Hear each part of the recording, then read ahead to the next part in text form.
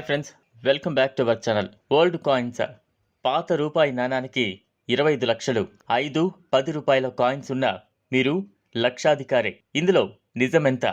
పాత 5 రూపాయలు, 10 రూపాయల కాయిన్స్తో ఈజీగా లక్షలు సంపాదించొచ్చు.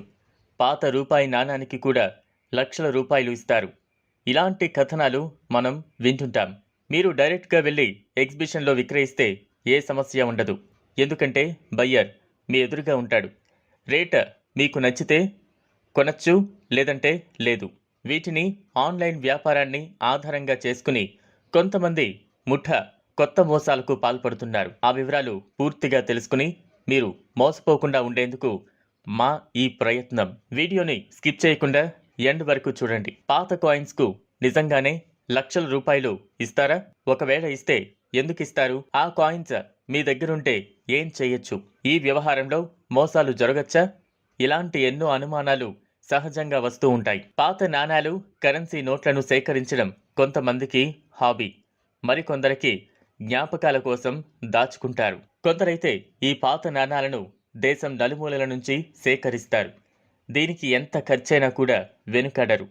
వీటితో అప్పుడప్పుడు ప్రదర్శనలు కూడా నిర్వహిస్తూ ఉంటారు. అయితే ప్రస్తుతం వీటికి డిమాండ్ పెరగడంతో కొందరు తమ దగ్గరున్న నాణాలను అమ్మేందుకు ఈ కామర్స్ వెబ్సైట్లను ఆశ్రయిస్తున్నారు. పాత నాణాలకు డిమాండ్ పెరిగింది.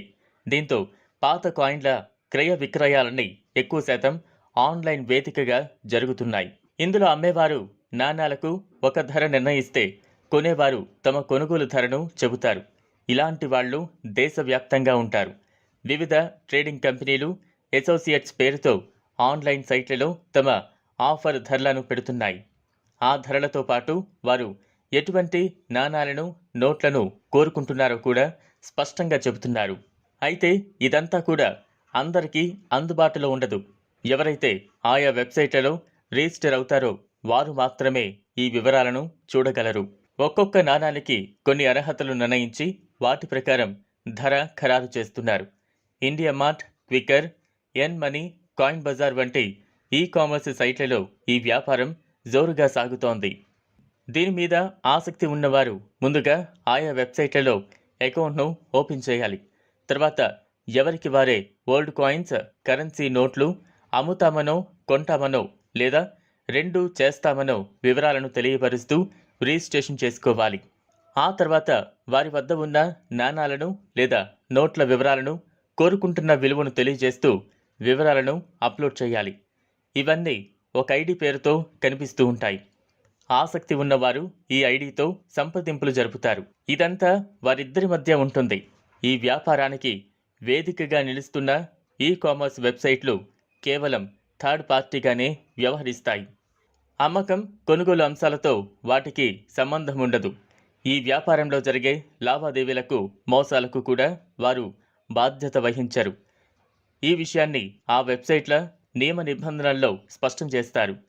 ఈ వ్యాపారం పేరుతో మోసం చేసేవారు కూడా చాలామందే ఉన్నారు. అలాగే మోసపోయిన వారు కూడా ఉన్నారు. ఈ పురాతన నాణాల అమ్మకం, కొనుగోళ్లు కూడా బయ్యర్, సెల్లర్ల వ్యక్తిగత విషయమని ఆ వెబ్సైట్లు పేర్కొంటున్నాయి. లో ఉన్న ఆశని వాడుకుని మోసం చేసేందుకు అనేక మార్గాలను ఎంచుకుంటున్నారు నేరగాళ్లు. ఇప్పుడు ఖరీదైన ఖనిజం, పాత నాణాలు, నోట్లు ఇలాంటి మోసాల ట్రెండ్ నడుస్తోంది. సోషల్ మీడియా కారణంగా ఇటువంటి వాటికి ప్రచారం విపరీతంగా జరుగుతోంది. ఈ మోసాల నుంచి తప్పించుకోవడానికి వాటికి దూరంగా ఉండటం తప్ప మరో మార్గం లేదు. పాత నాణాలకు డిమాండ్ అనేది చాలా ఏళ్లుగా ఉంది. అయితే వాటికో ప్రత్యేకత ఉండాలి. అటువంటి వాటిని ఒక చోట చేర్చేందుకు కొన్ని ఈ కామర్స్ వెబ్సైట్లు తమ వేదికల్లో వీటికి ఒక విభాగాన్ని కేటాయించాయి. అయితే ఈ నాణాలు, నోట్ల వ్యాపారానికి అవి బాధ్యత వహించవు. వీటిలో మోసపోయిన వారు ఎవరైనా ఆయా వెబ్సైట్లపై కేసులు పెట్టేందుకు ప్రయత్నించినా అవి నిలవవు. కాబట్టి ఎవరైనా మీ దగ్గర ఉన్న వాటిని కొంటామని ముందుకు వచ్చి మీకు కాల్ చేసి డబ్బు డిమాండ్ చేస్తే నమ్మేయకుండా కొంచెం ఆలోచించి అడుగు వేయండి. ఇది ఇవాల్టి video. Do like, share and subscribe.